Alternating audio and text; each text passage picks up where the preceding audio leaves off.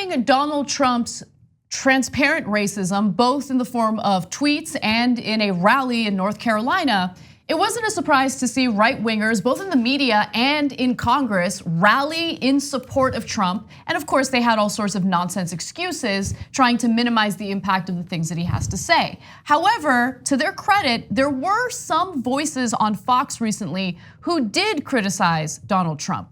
Now, Chris Wallace is one of them, and to be fair to Chris Wallace, he has been critical of Trump throughout. But I really did appreciate his commentary in this next clip. Take a look.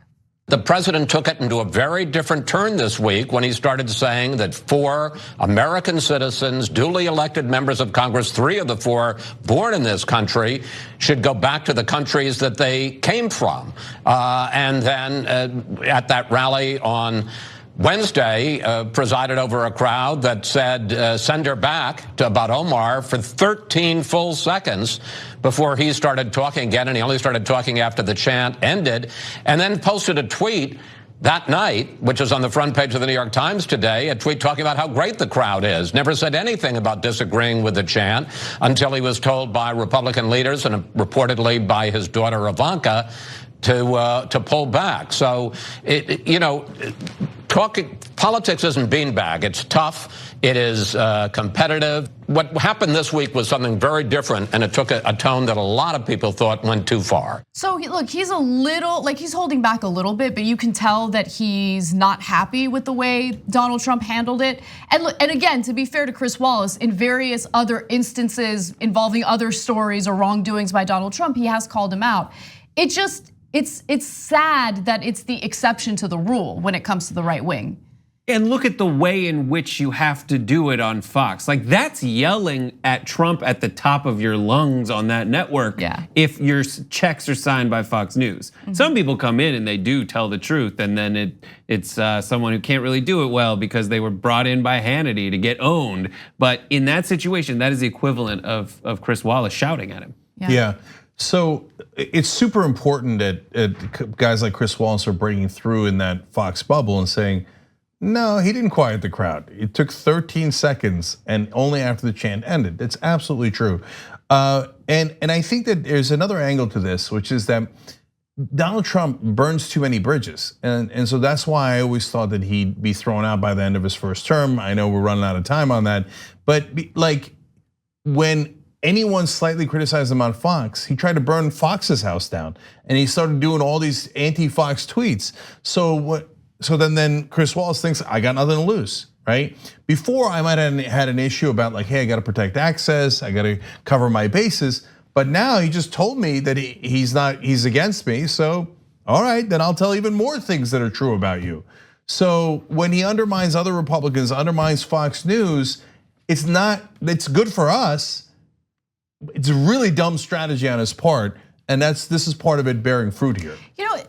Republicans amaze me because if there were someone in my life who demonstrated over and over again that he or she had absolutely no loyalty to anyone and would turn on people close to him or her at the drop of a hat, I'm not gonna want to associate myself with that person, right? I'm not gonna trust that person. But people on the right flock to Donald Trump as if he's worth it. He's gonna turn on you.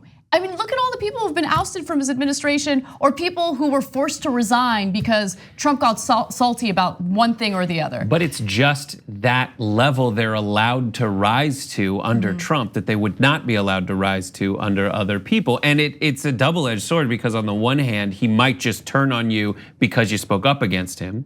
On the other hand, he might turn on you because he'd rather you get the flack for enacting his policies than himself. So there's 2 ways you can get burned, but you still will never fly as close to the sun if you were working for anyone else. Yeah, look, overall, that group, it's mainly right-wing evangelicals. They love false prophets and they love being treated like suckers. So all those evangelical pastors who say, give me money for my $25 million jet, because I don't want to fly in a tube filled with demons, i.e. regular people like you, right? And they go, oh yeah, right away, here, please have your private jet.